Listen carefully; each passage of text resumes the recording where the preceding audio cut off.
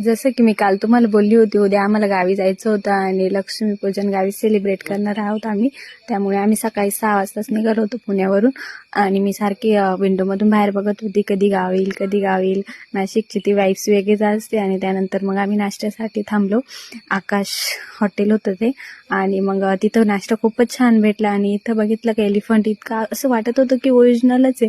पण नंतर मग मी बघितलं येताना, त्यावेळेस मला समजलं की नाही, हा ओरिजिनल नाही. त्यांनी दिवाळीनिमित्त मस्त फोटोशूटसाठी ठेवलेलं होतं. आणि मस्त आम्ही फोटो वगैरे काढले आणि एन्जॉय.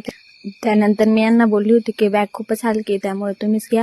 आणि मग यांनाच घ्यायला लावली. आणि दीदीने त्यांचा वेट करत होता आणि दीदी लगेच समोरून आल्या.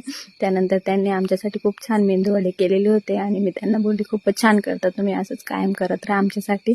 आणि त्यानंतर मग आम्ही बाजारात गेलो, बाजार केला.